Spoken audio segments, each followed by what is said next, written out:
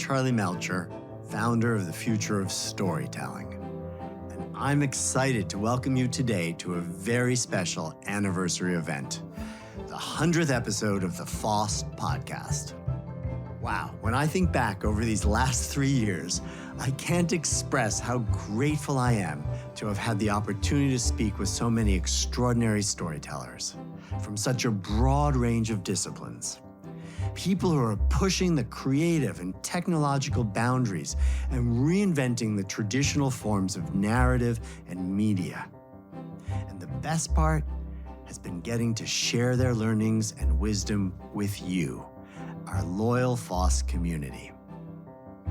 Well, for the 100th episode, we have a really special treat. Our guest today is the celebrated filmmaker Alejandro Gonzáles Iñárritu. Hailing from Mexico City, Alejandro is one of the most respected and renowned directors of our time. Since his directorial debut in 2000, he's been creating films with a singular, uncompromising vision of our shared humanity. Some of his most notable works include Birdman, or The Unexpected Virtue of Ignorance, which won 4 Academy Awards, including Best Picture, Best Director, and Best Original Screenplay, and The Revenant, which netted Alejandro another win for the Best Director the very next year. But Alejandro's skills are not limited to writing, directing, and producing traditional cinema. He also created the immersive installation Carne y Arena, which uses virtual reality combined with multisensory elements to powerfully convey the harrowing experience of immigrants crossing the US-Mexico border. For me, what sets Alejandro's work apart is how masterfully he draws from his own emotional intelligence and deep empathy to create such rich and unique yet relatable stories. I think Alejandro represents the best of what we aspire to at the Future of Storytelling. Someone who embraces new tools in the service of great storytelling, but never at its expense. In his work, the technology so seamlessly enhances the narrative that it disappears, leaving us to absorb the meaning on a deeper, more human level. He's a perfect example of someone who believes, as we do, in creating better stories for a better future. It's an incredible honor to welcome Alejandro Gonzáles Iñárritu to the FoST Podcast.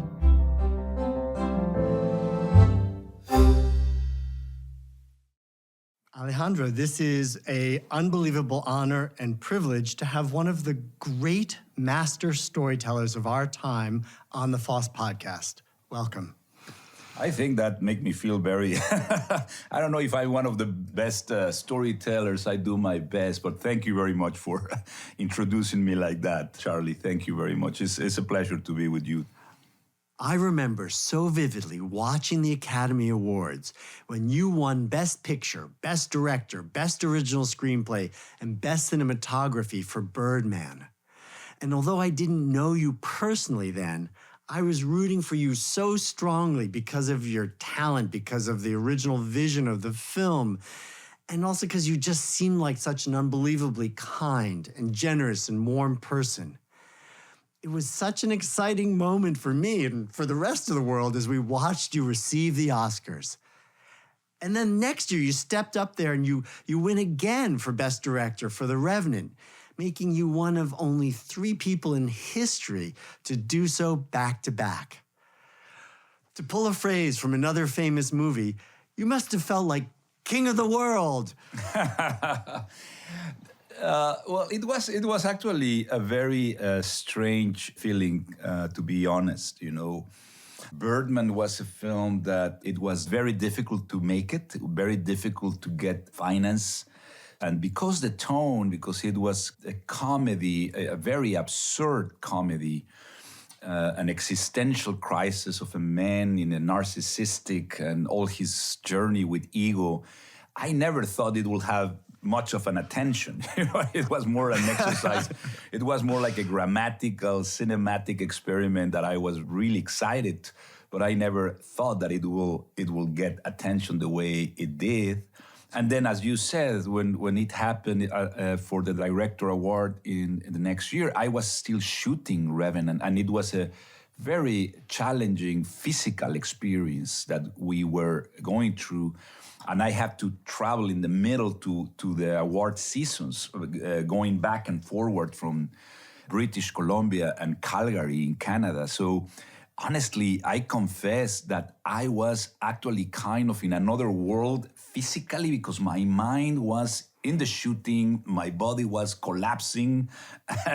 So I was just surviving during all this kind of, I didn't know exactly what to say emotionally. I didn't know exactly what was going on. There was a lot of things, let's say, flowing in my mind, a lot of agitation, let's put it that way, And at that moment, you could have done anything you wanted. You were literally the hottest property, in the field. And yet the next thing you came out with after 2015 was Carne y Arena, this small, one person at a time virtual reality installation, new VR, new form. I'm just so curious about the decision-making process for you. How did you decide to go from the pinnacle of Hollywood to making this virtual reality piece? It's very interesting the way you are saying it, or the way you are framing it. Now, with the times, looking at your perspective, the way you see it, you are right, that I could have done this or that. If I will think my career as steps toward fame or money or box office or power, yeah, I think you are right. It was, in a way, an unexpected decision. But I had this idea. I was very obsessed with the news about the suffering of the immigrants, and I have been close to them by other films that I have done that touched that thing. And I thought about, my first image was about the feet, the naked feet, the barefoot, basically touching the sand, and put people in the shoes or in the feet of the immigrants, right? So suddenly I connect that image with the possibility technologically to do it through VR. And that's how it started. It was like two dots that I put together and I started dreaming about. So after Revenant, you are right. I had a lot of credibility. That it's a credit that you have sometimes, and you lost it very easily.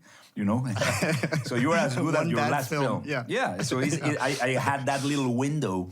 So I was not thinking in box office or a Hollywood thing. I was thinking how, as an artist, I can get myself into this journey.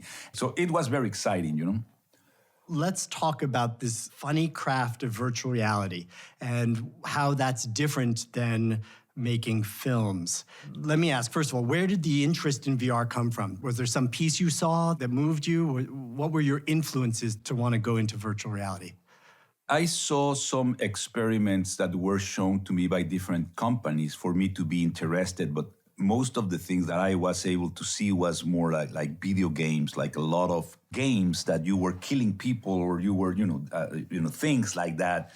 And I was not very interested on that, even when it could be fun, but I was not really into it. But I saw the possibilities. But actually, there was nothing that I saw that I was like a reference. I think was just the possibility of the technology. And one thing that I think you mentioned, but it's important for me to remember, is that after The Revenant, which was a very challenging movie and physically and budget and everything, it's funny because now it makes sense that I wanted to do something very intimate. And it was me and Chivo during 2 years. We rented a space in LA, and we were actually doing a tiny little film and discovering how to make things. But it was a very, almost like a micro independent movie of an experience that we were creating. That is Emmanuel Lubezki, right? Your cinematographer. Yeah. Everybody called him Chivo, which is goat, the goat, because if you look at him, he has a goat face. There's no doubt. I love that you bring him in right away, because there you two are, two of the most famous. I mean, he had just won his third Oscar for Best Cinematography in 3 years in a row, which is also insane. And so we have two of the geniuses of filmmaking playing with what it means to make virtual reality.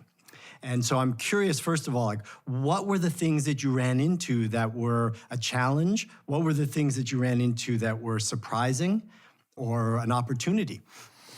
So the first big bingo was, oh my God, we can make people walk around. And the big challenge for that is that then, as a filmmaker, you are used to control the frame. Each frame is precious, right? So cinema is that little hole that you look through the window, like the keyhole that you look through it, and that's the frame. So when you are shooting a guy in a restaurant, you know that behind the camera, there's a lot of people in the restaurant, but you can create that with sound, and the people can just imagine that there's a full restaurant, even when there's only one guy in front of a chair. But here, I had to give the whole restaurant and the whole waiters and everybody has to be in action every time. Suddenly, to invent the world simultaneously was really frightening. I had to do a choreography that it was 360, and all the time, all of the people were, I would say, main characters. There was no one main character because the people will have the opportunity to go and find what they want to see from which angle. So everybody will have a different cinema experience. So it was super exciting, but super terrifying. I didn't know how to do it. So I would say that was the first thing that we find out we have to solve. I spoke with Tim Alexander from Industrial Light and Magic, who I know you collaborated with, and he used this expression, which I loved. He said, at a certain point, you realized that you had to abandon the frame. Mm-hmm. And so you had to open it up. As you said, it's scary, more complicated. I think it's so interesting, too, that you talk about choreography, because I've always been so amazed at some of the scenes that you've choreographed in films. Some of your movies feel like they're all in one shot. It feels almost like the entire film has been choreographed. And yet here, this is on another level, right? Because it's 360 choreographing everywhere all at once. But how did it feel to have to give up control, to lose the frame? I call it to end the dictatorship of the frame, because it's a dictatorship. You are locked in this square. And it was beautiful, because for me, I start everything with theater. I studied theater for 3 years with Ludwig Margules in Mexico City, a genius from Poland. He always was smoking his pipe, and always he said, hey, young people, directing, everything is reduced to 3 questions. Should the actors be sit? Should the actors be standing up? Or should the actors should be laying down? That's the whole question. That's it. and at that time, it sounds like too ridiculous. But then when you are basically in front of 2 actors or 3 or whatever is the scene about, all those decisions that are almost like a painting, it creates the dramatic tension of a scene and the tone and the space. And this is not what they say. It's about the silence between the words that really says much more than it. And then where to put the camera, if the camera is a low angle. So all that, I will say, grammar thing, that is just symbols, like where the bodies stand, the distance, the silence, the angle of the camera. We did almost like a play. Let's put it that way. Right. Well, so let's take a second and just describe what this piece is, in case some of our audience hasn't actually had the pleasure of experiencing Carne y Arena. The concept of it is not only VR. VR is in the middle, is the heart of the piece. But the way that people experience is that there's a physical space that people go in. This is what we call the freezing room, or the refrigerator, which is basically a room where immigrants, where they are caught in the desert, they are put in these refrigerators where it's freezing. So they are really in a very low temperature with kids and moms and everybody. So one of the biggest decisions that we took was that was the end of the journey of the immigrants, right? But I decided to immerse and put the last part of the trip in the beginning. And I want the people to just physically be sensorially affected. So the people go into this white, concrete, luminous room with neon white light, in benches of metal. You are ordered to take out your shoes, and you are barefoot, and you put it in a box, and you are by yourself, waiting to be called by an alarm with a metal door. And you are surrounded by a lot of shoes that has been found of people that has passed away in the desert. So all these shoes surround you in this room. The people is freezing, and after 4 or 5 minutes, you are called, the alarm sound, and then you go into this massive space, black, you don't see nothing, but just an orange kind of horizontal line of neon. We brought sand from the desert in Mexico.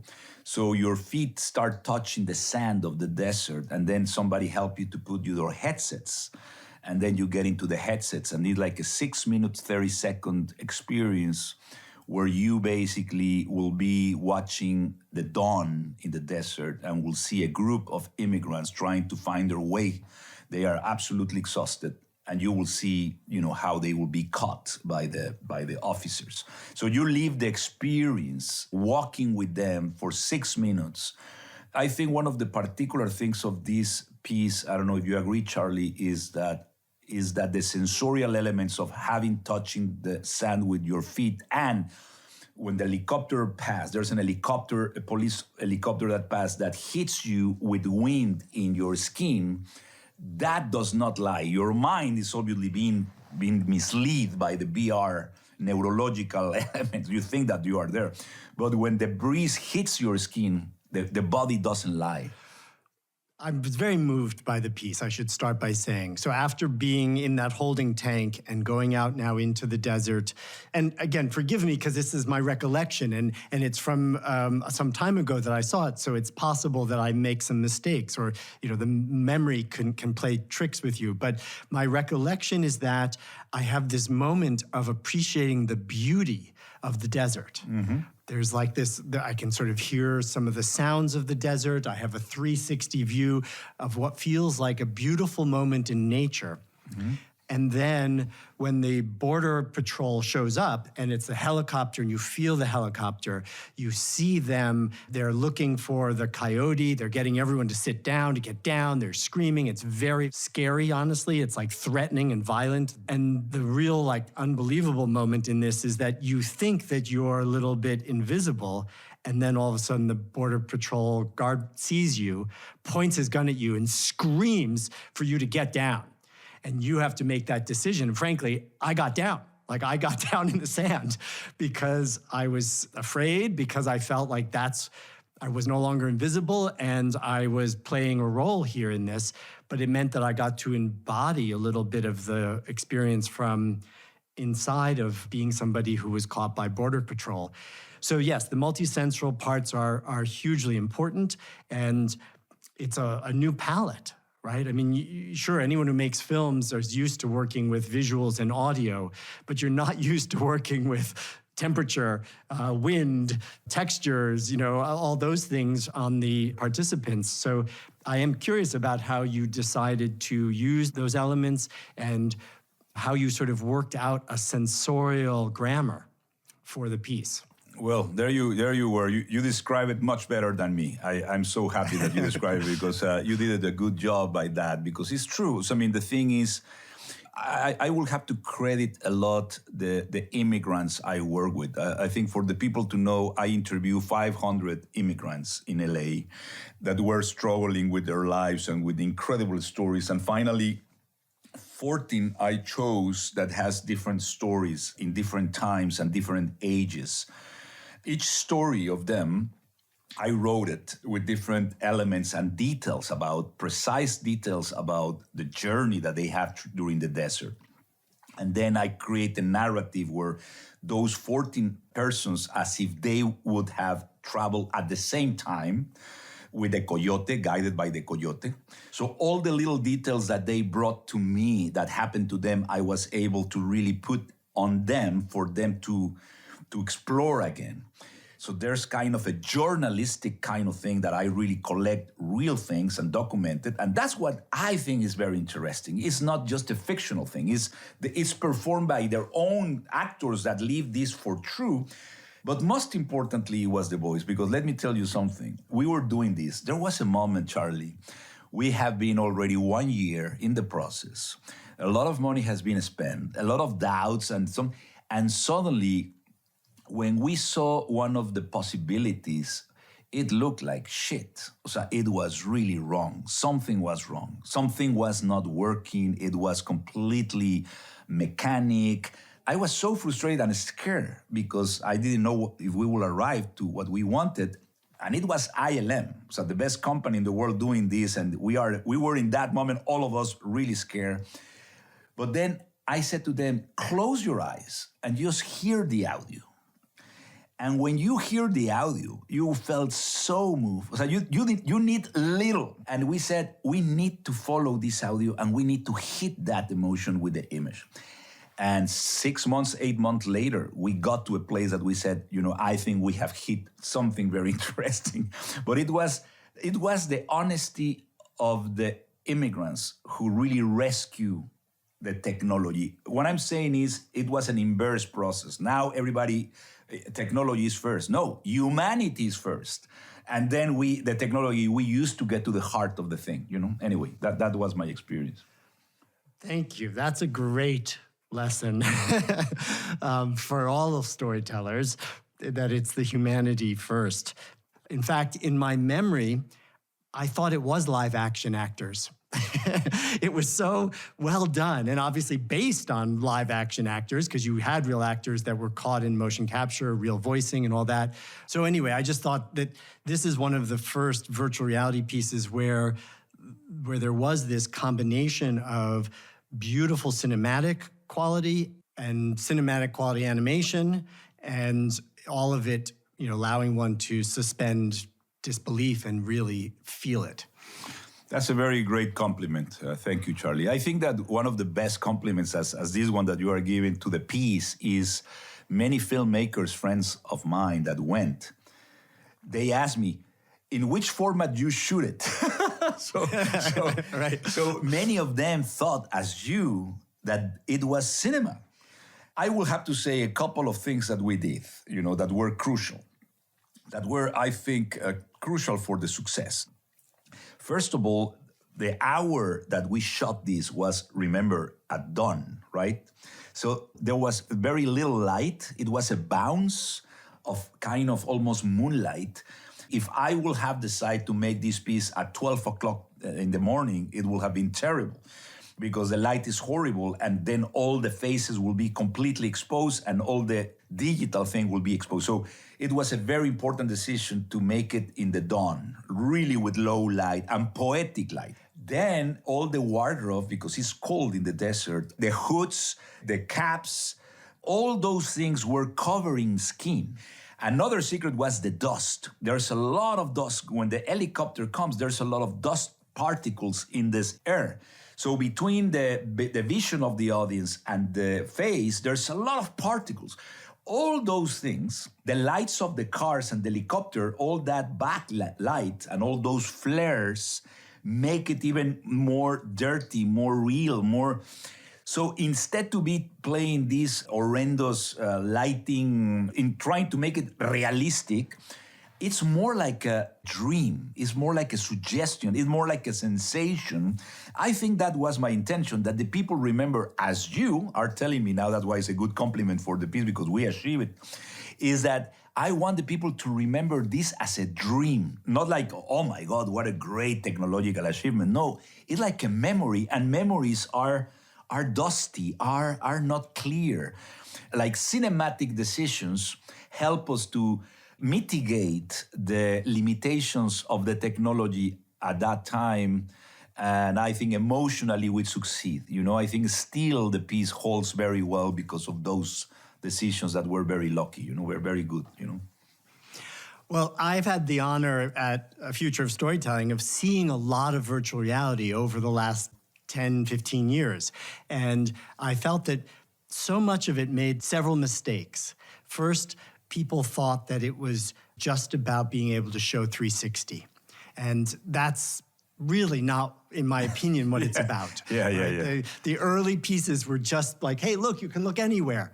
They didn't realize that It was about one, creating the opportunity for people to have agency. And by agency, I mean the ability to move around, to make decisions. But at the same time, the technology wasn't there to be able to really bring high quality visuals and audio.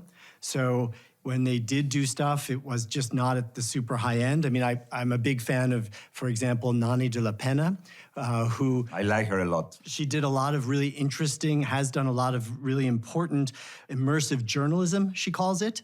But you look at her early works, she didn't have big budget. She's working with borrowed characters from other game engines, and it's very clunky. And it, luckily her audio also is so real. She uses real audio, but pick up, animation, that you kind of forgive the quality of the animation because the audio has carries the emotional weight.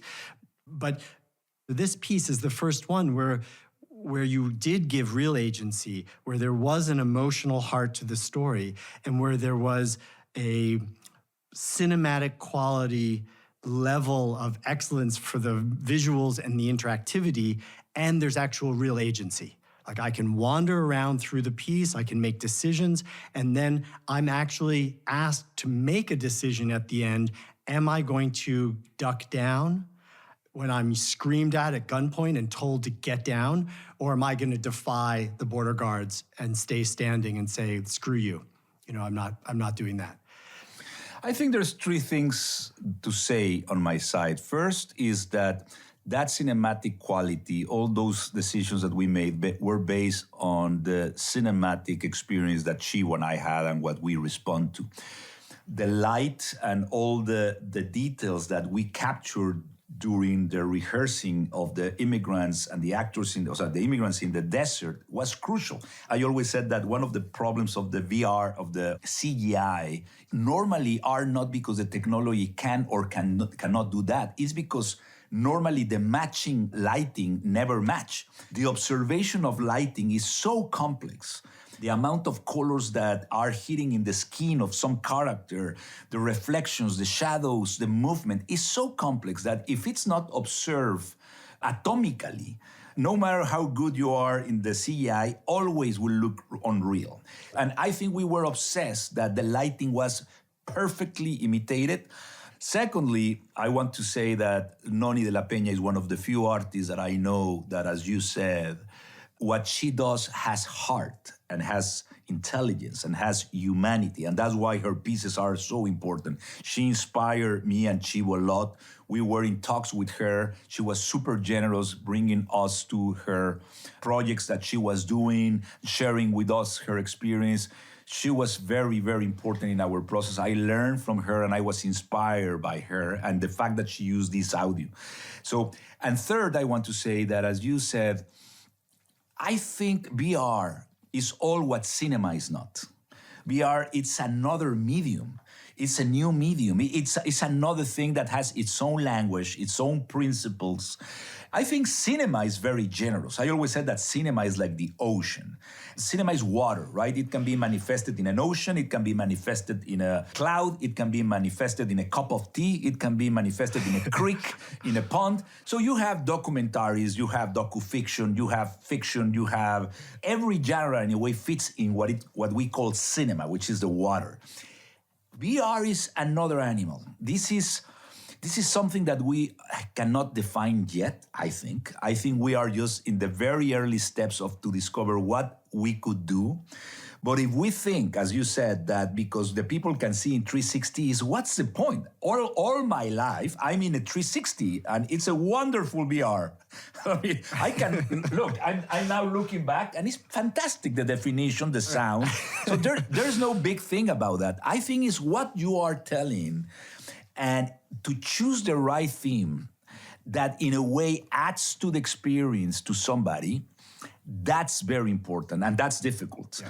And the other thing is that, unfortunately, I have to say that because it's very expensive, most of the financier and people are investing only to explore video games and violent things and very stimulant things that in a way technologically can be advancing things, but I don't think they are doing much for the medium. I think there's an infinite possibility of artistic, spiritual, neurological.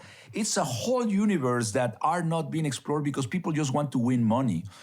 But I think just to find exactly what we want to say and what we want people to think, explore, or feel, there's a universe to be explored and not only making people killing other people in video games. I think, that's the big mistake in my point of view, I couldn't agree more. And I agree with you that we're still at the very early stages of figuring out the language, the grammar, the potential of the medium. Just like the early days of cinema, when they put a camera on a tripod and they just filmed a play.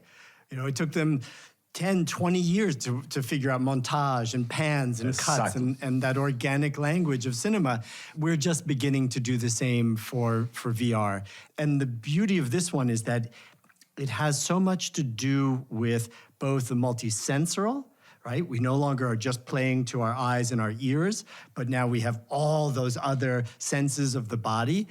And we have, to me, the most radical difference is that we are breaking that fourth wall and we are giving agency. We're giving that opportunity for the person formerly known as the audience to step through and now be in the story and have their choices have consequences. You are right. I think it's with an experience like this, at least in the one that I have done, which humbly is only one, but I could see that giving the people the point of view. For me, one of the most difficult questions as a director in a film is the point of view. Which point of view I want to tell this story? I'm talking about the characters, right? When you have 3-4 characters, which point of view I will be shooting this scene from? And depending in that point of view, the people will feel empathy or not with one character or the other. So to choose the point of view where you put the camera, it makes a huge difference in the impact of the narrative of any story. So always the people is sitting and they have to swallow the point of view that the director choose in terms of the character or the point of view of the director, where the director wanted to see the scene from.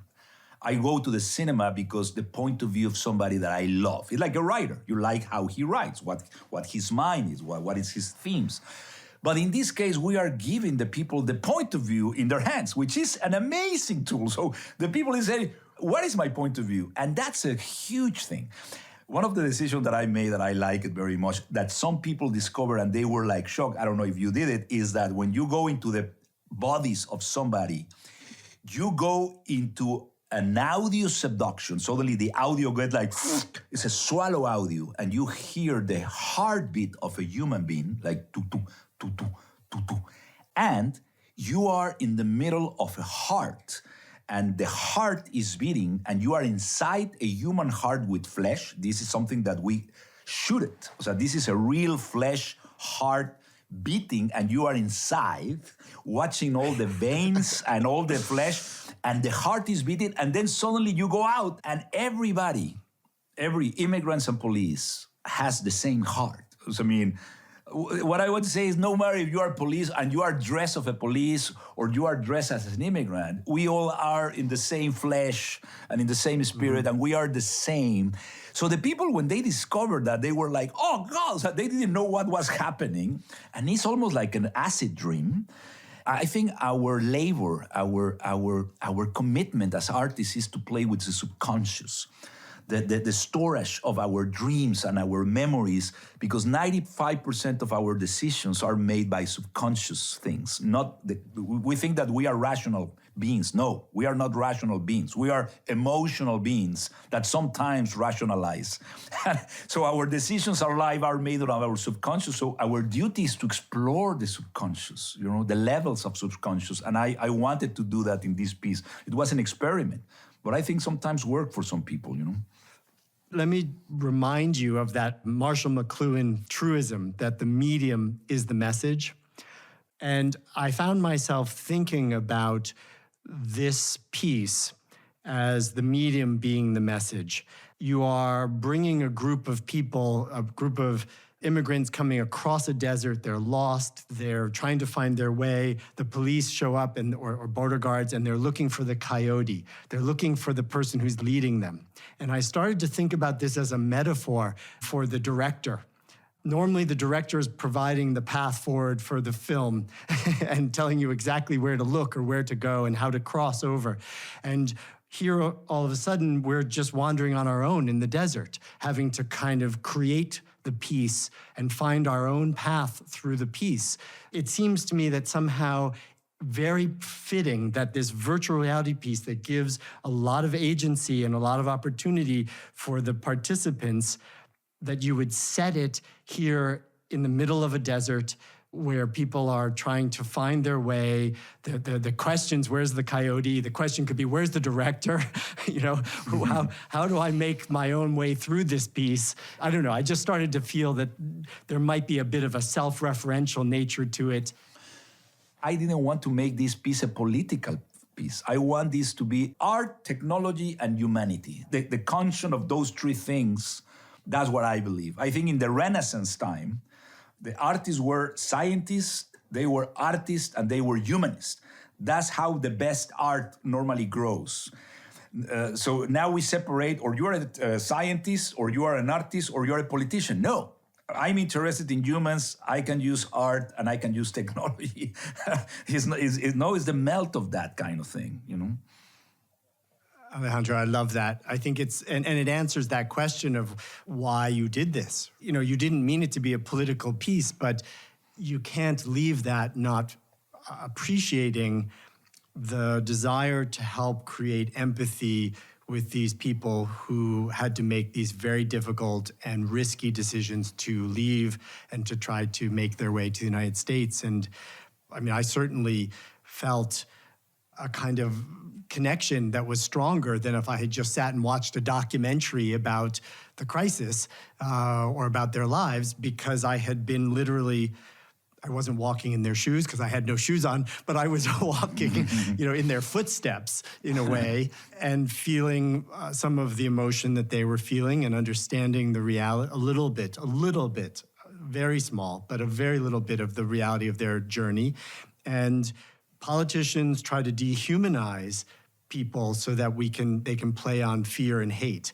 And you were doing exactly the opposite of trying to humanize so that we can care and love and understand.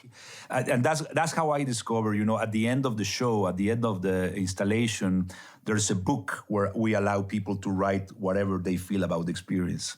And Charlie, I have never, nobody could dream ever after a film to be reviewed like that. There is no film that could ever get the people so aware, conscious, and moved by this piece. I mean, the things that people have write, from Obama to immigrants, to people from all around the world, what people write after the experience is so moving. I mean, because it's almost like a transformative thing. And it's because there's real contact. And when you go through 6.5 minutes of this in a real connection, and you give your full attention you are by yourself, no fun. You cannot be sending images to your Instagram.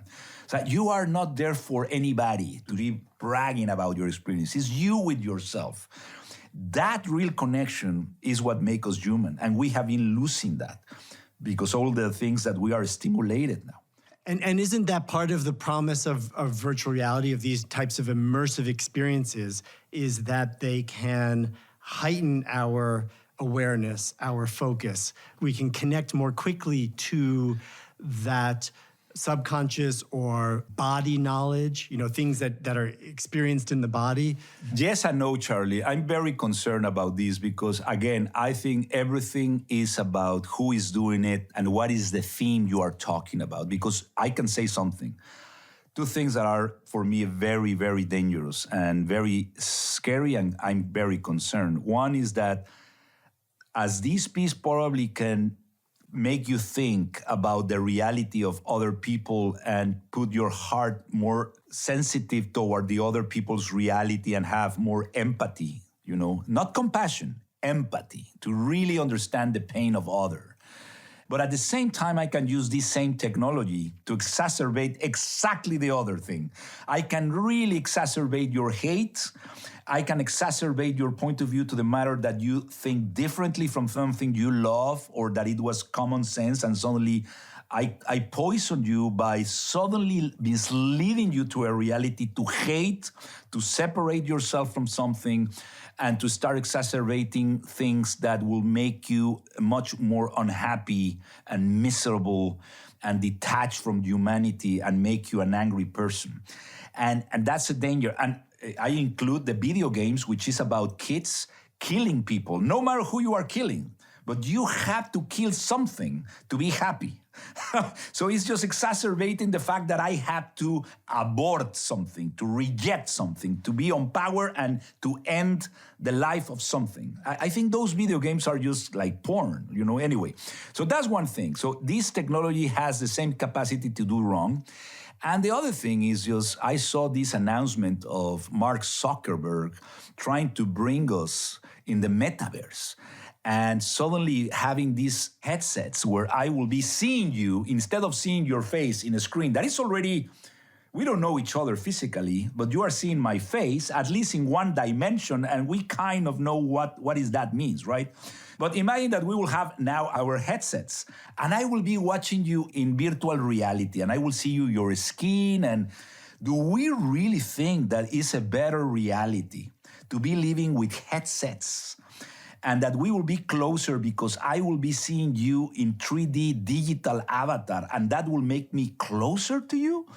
Is that the promise? Is that all this guy can bring to the world?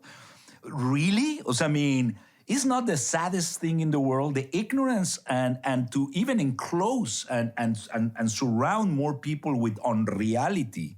And the lack of empathy when we don't see, I prefer to see your eyes because at least this screen, I can see your eyes.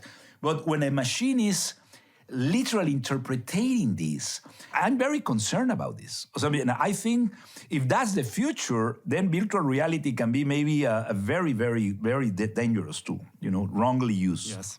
I don't know what you think about it. Well, I think the same. I think that these ultimately are just tools, and they can be used for good or for evil. One of the things I always like to preach at the Future of Storytelling is that we as storytellers have unbelievably powerful tools. I mean, we wield tremendous power because we can move people to their core. We can make them believe things or disbelieve things. And when you have that kind of power or tools, you have to act with a moral compass. I think that's the message, is that we have to use those skills for good. We have to hope that there are more artists thinking about how to tell stories that are going to make the world a better place.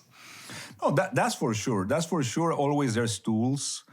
But again, when the masses has access to that and suddenly we will be surrounded by headsets, I'm really concerned about it because all the promises that they did with social media, being anonymous and speaking to anybody and saying whatever you want and exacerbating hate and opinion in everything. And the microphone is open for everybody 24 hours. That cacophony is so loud that nobody is able to communicate respectfully and disagreeing with respect and bringing ideas. It's just shouts, insults, and rage. And so what I'm saying is the danger of all this technology and the access of without knowledge how to use it. I'm really concerned because these companies are just basically, charging rent in our communication. That's what they have just done. They are not doing nothing. Every time that I communicate with somebody's getting some dollar, right?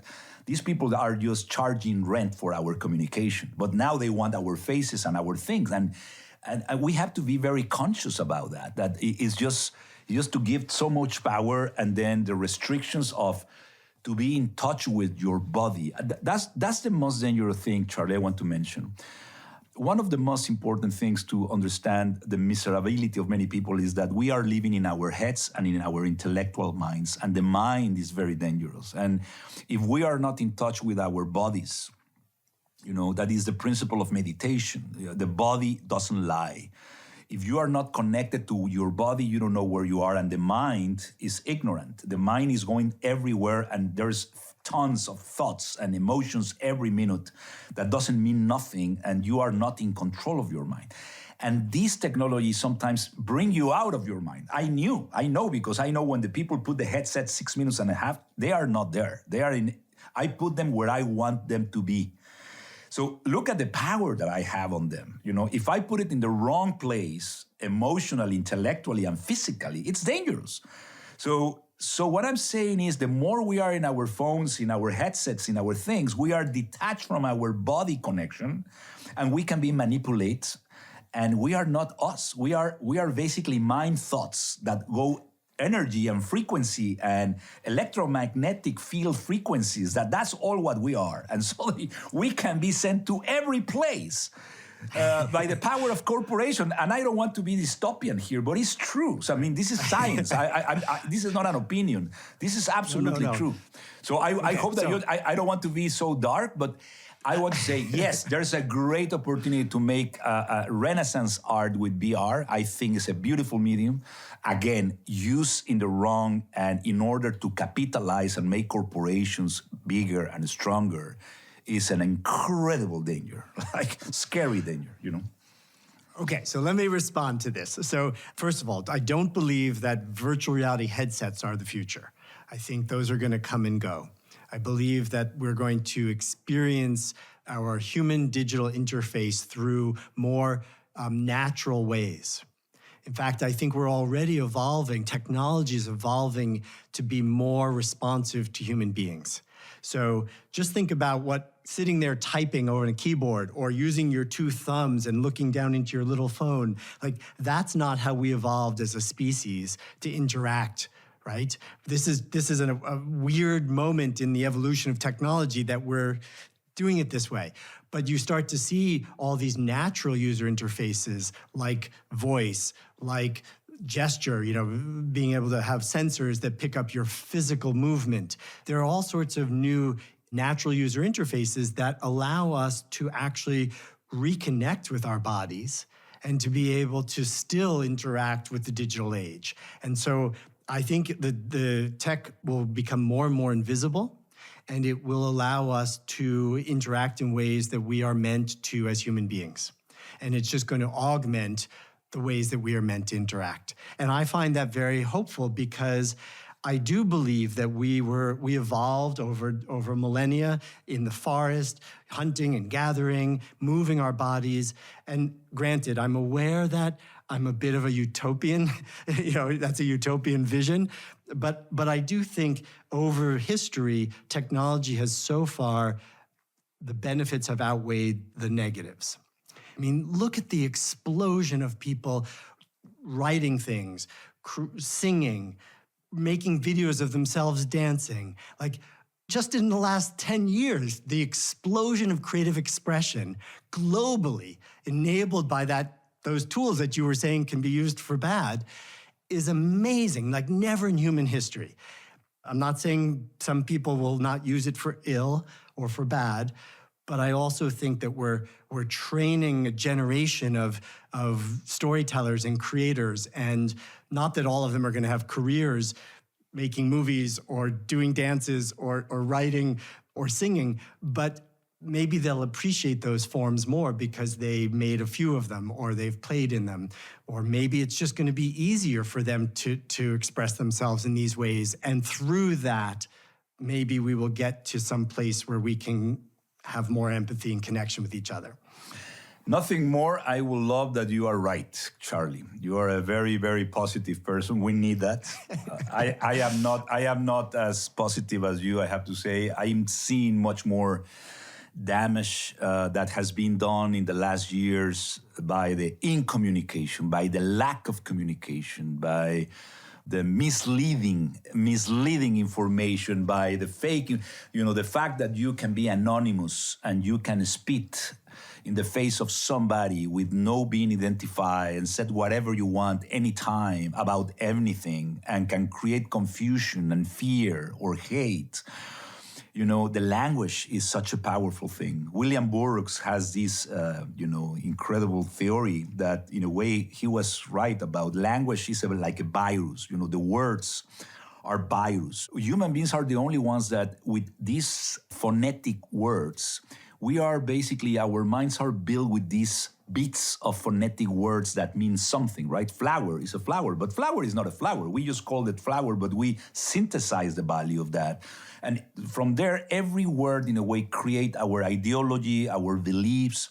So when somebody manipulates the language and the words in a way to change the narrative, then facts and reality doesn't matter anymore. It's just the way you tell it. So there's people now that are so good about changing the narrative and basically planting words in people's mind that then people believe in what they haven't seen, in what is not true. So even climate change, when it's happening and we are feeling in our skins and every day there's something, there's still people that does not believe in it. What I'm saying is the language and the images and all this technology can easily mislead the reality and detach us from the real things and the facts.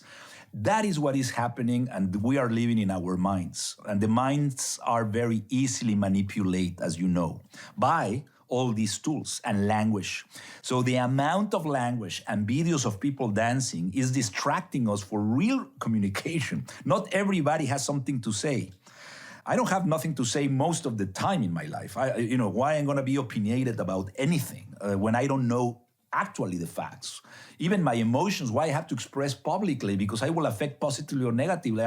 What I'm saying is the amount of possibilities now, I don't think necessarily are a great news.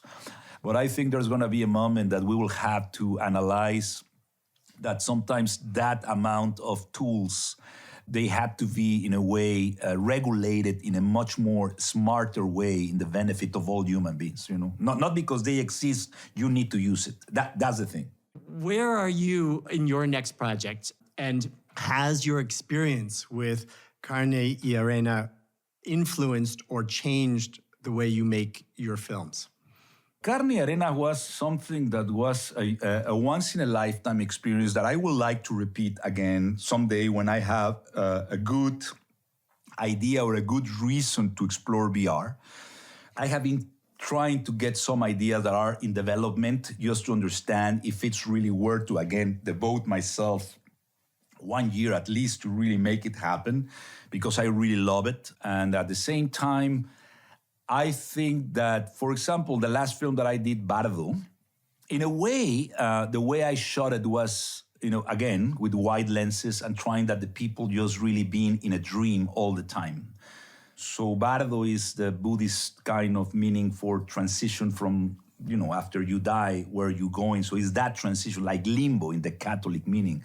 So I want the experience of the film to be that, to be just something that you are living through the consciousness of somebody that is losing his life and all his memories, basically, and the time and space is being liquid and start living. So the film is an exploration of the liquid memory of the last time of a life of a person. So I will say in the grammar of Carne y Arena, but it's just through the point of view of a person that is basically passing away. That's what I want. And have you tried even more immersive media, like going to immersive theater, Punch Drunk or Third Rail, Then She Fell, those kinds of where you're in the story and you're interacting with actors? And I would love to do. I love Punch Drunk. I think they do an amazing work. I saw the last one in London. I love that, but I think it's another thing. I would love to do theater, by the way. I'm planning to do theater soon. So I would love to do that because the physicality and the immediacy and the risk of it is just, for me, will be kind of interesting. Yeah, the Punch Drunk and things like that is huge. It's another world. I think I would love to, but I don't think I have that skills. But theater, yes, I'm very interested to do theater once in my life, I hope. Well, I love the fact that you are constantly looking to take on new challenges, to try something you haven't done before. I think that's a great inspiration for everyone. I know that you could easily rest on your laurels, as they say, that expression. Well, first of all, I think I would like to invite every artist, like architects, sculptors, sculpting people, painters, dancers, musicians. I hope they really could explore VR as a possibility, because nobody should be afraid of it. Once you get in, you will understand how it works. It's just, you start just to put your feet in the water, and then you will understand the principles of it, and it's fun. So I hope that more people can get in and to be supported to get into that, and not only the video games. I hope that more artists can create spaces, emotions, universe, thoughts, frequencies through the VR. And I think that will be very important, that is available in some way.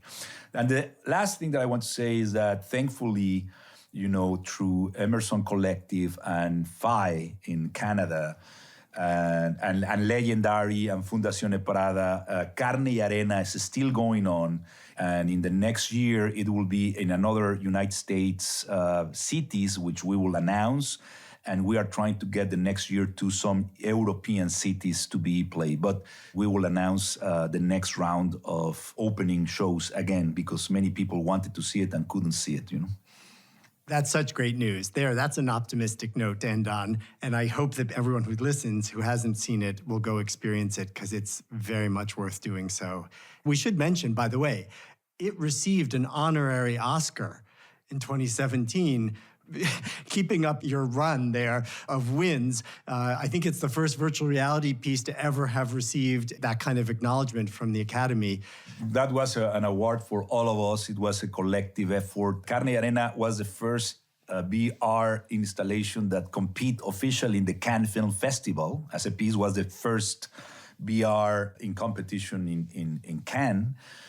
And then we were honored by this incredible honorific Oscar of technology that since Toy Story has not been given. And Toy Story is one of my favorite films ever. Right. So I was so thrilled about it, because when I remember Toy Story, for me is an achievement in every level: storytelling, narratively, technically, humanly, all that.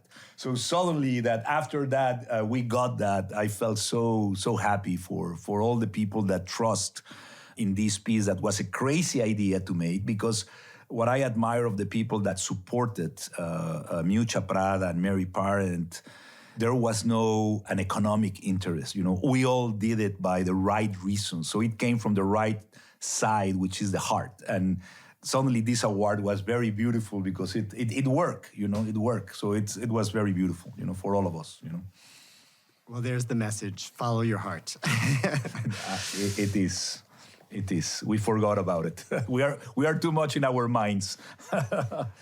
Alejandro, thank you so much for this time, for this wonderful conversation, for your generosity, for your creativity, and just as an inspiration for so many of us storytellers. Charlie, thank you very much for your time and for your interest. Thank you for this interview. It was a pleasure to talk to you. Thank you very much. And thank you for all the audience that listened to this. I hope they have the patience and optimism.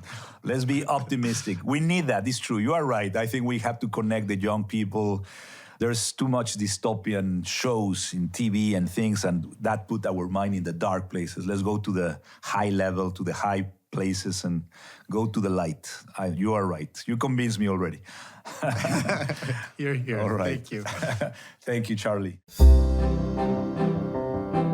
I'm Charlie Melcher, and this has been the Future of Storytelling podcast. With 100 episodes under our belt, it's an exciting time to think about the next 100, and we welcome your input. Please feel free to write to us at podcast@fost.org with your thoughts and suggestions. We can't wait to hear from you. This show is only one of the ways you can learn about the latest and greatest in storytelling from FoST. There's also our free monthly newsletter, FoST in Thought, and our annual membership program, FoST Explorers Club. You can learn more about both on our website at FOST.org. The Future of Storytelling podcast is produced by Melcher Media in collaboration with our talented friends and production partners, Charts and Leisure. I hope to see you again soon for another deep dive into the world of storytelling. Until then, please be safe, stay strong, and story on.